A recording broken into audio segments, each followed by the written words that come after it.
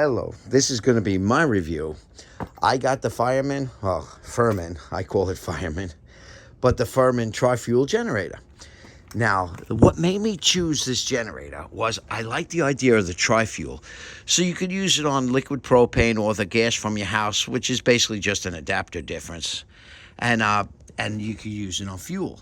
It's interesting because it's 9,400 watts peak on fuel, 84 on propane, 69 on natural gas. So that shows you the BTU difference. You know, that gas is definitely has more potential in it. Now, this is where you would hook up your propane inlet, and then you would decide whether you want natural gas, right here, or propane. Putting it together was very easy. It came with this plug, which was nice. You have a little 220 plug. You could backfeed some outlets, which is what I did. It's funny, I bought this yesterday, and we never have a blackout. We had a blackout, so I had to build the thing. So I built it yesterday very quickly with no tools. It was just a matter of putting on the two back wheels, which was easy. A cotter pin. It was a cotter pin, and it went through there with two washers. I had to put on, the handle was on, and I had to put on this little bump stop, we're going to call it, which was just 2 bolts. And you have to plug in, which they don't tell you. You have to plug in that thing to connect up your power. All right, now, what I'm going to do is I used this all day yesterday. It also came with a quart of oil. You have to add your own oil, and it was 1 quart, and it was 10W30. And it was their company, their brand. Now, what I like on this one, it has the RV outlet on there, which is really cool. Now, I used this all day yesterday with this 220 outlet. I also tried it with this. It worked great. It ran my house until power came back, several hours. And it ran everything, including my AC unit. So, and I have a 220 AC. Now, I'm going to put this camper plug in there. Let's start it up. I'll show you how to start it. You turn this to fuel, and the light comes up. Okay? That's your power. I could keep that off for now. I believe that's your power. And then you hit this button. It should start right up. Oh, and the choke is on the side. So I will have to choke it since it's the first time starting it today. Some people said it doesn't start up good on gasoline. It started right up even the first time on gasoline. I didn't need the propane. They said propane would start quicker. I suppose it would because it gets down to the point faster.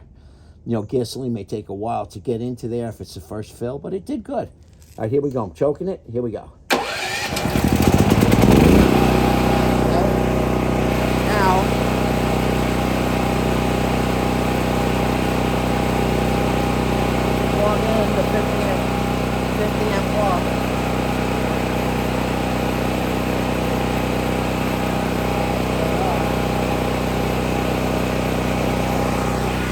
I didn't even hear a difference. Now, what we're going to do to test this thing, we're going to go in the camper.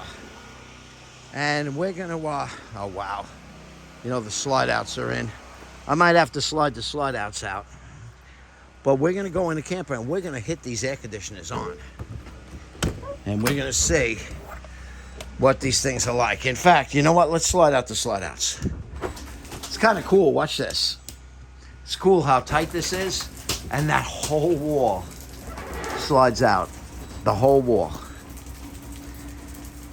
And, it's okay because I'm probably going to load up the camper today anyway with some stuff. But isn't that wild? Look at that whole wall sliding out. That's crazy. And then in the front, see how closed up it is? Push these two. And look. The whole thing opens up.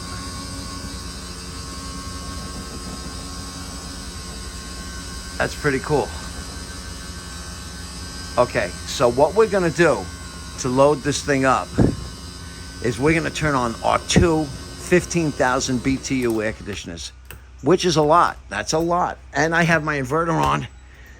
And you know what? Make the refrigerator go on.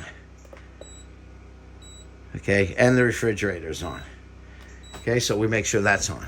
Now, let's turn on this one first. We should hear a sound change, let's say. Cool. Let's bring this temperature down.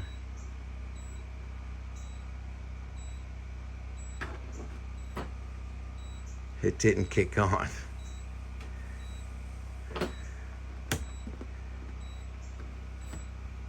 It's too cold to kick that one on. That's amazing.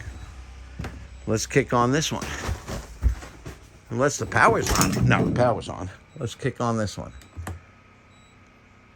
Nope. You know what? The power's not on. So let's figure that out. Why the power's not on. That's interesting. Oh. Do I have it on inverter? Ah, I might have to switch this. There it is. Okay. Now it just kicked on. Okay.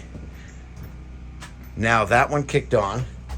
So the rear unit kicked on. I hear it. And let's put the front unit on. So the reason it didn't kick on, I have this switch here. You'll have to look at one of my videos later. When I switch it here, I'm going off my personal inverter. When I switch it there, I'm going backwards. So I have solar in here, and a lot of it. So I have solar set up, and then an inverter. So when the inverter's on, I just switch the switch instead of dealing with all the other stuff. All right, now let's put this one on. I always put the fan on first, and now we're gonna put it on cool. Boom. It's running it, and it's on cold. Okay, now let's see what that generator sounds like now. So we're running two 15,000 BTU air conditioners, and we're running the refrigerator and the power inverter in that camper. So we're drawing quite a bit of power. I may even go put the heater on in the front to show you.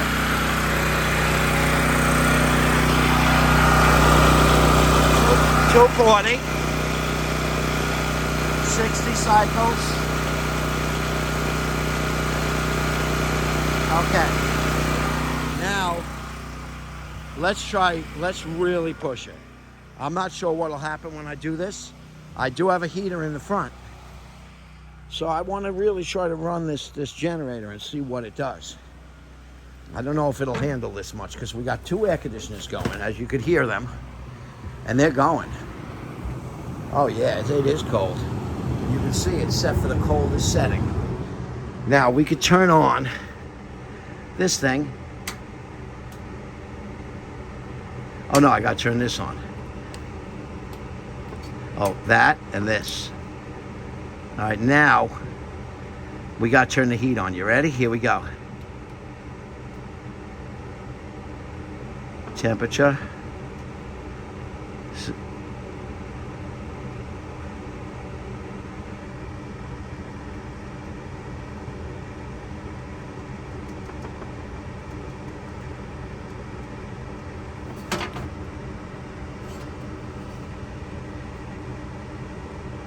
What's that? Heat.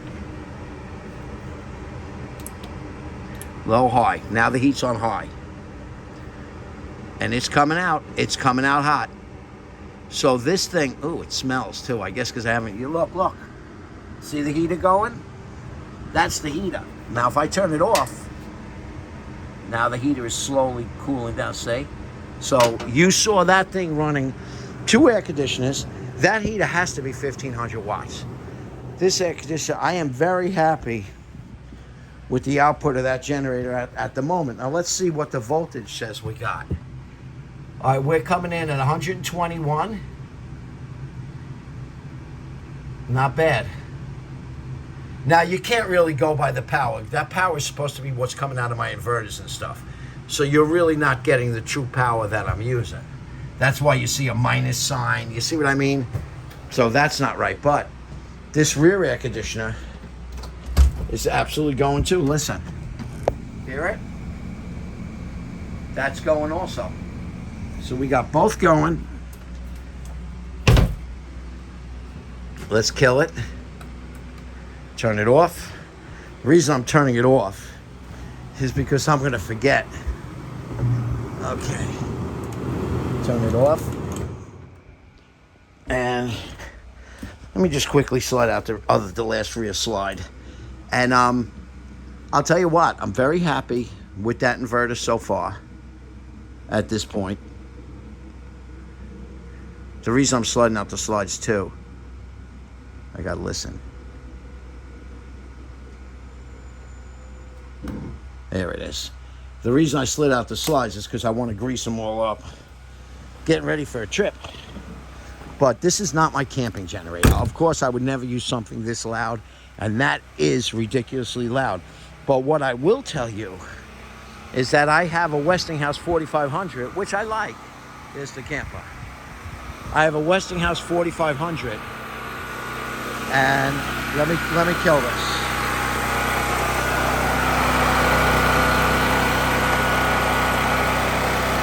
And to kill it, you really got to get it right on the mark. Oh, it's not doing it. Yesterday, I was able to shut it off by going right there. That's interesting, 1 and 2.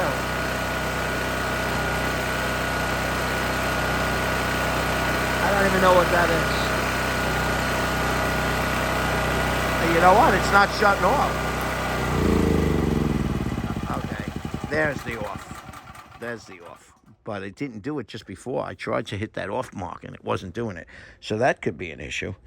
But I have a Westinghouse iGen 4500. You could look at my other videos on that. That iGen, even though it's rated for it, could not run the 2 air conditioners at once. Now, I believe that's because it does not have 220. Not that the air conditioners are 220, but they were both feeding off the same leg of power. Over here, you got 2 separate legs of power, giving you 110. So that's how you're deriving your 220, with the 2 separate legs of power. So what happened is, I believe, I'm plugging back into the house,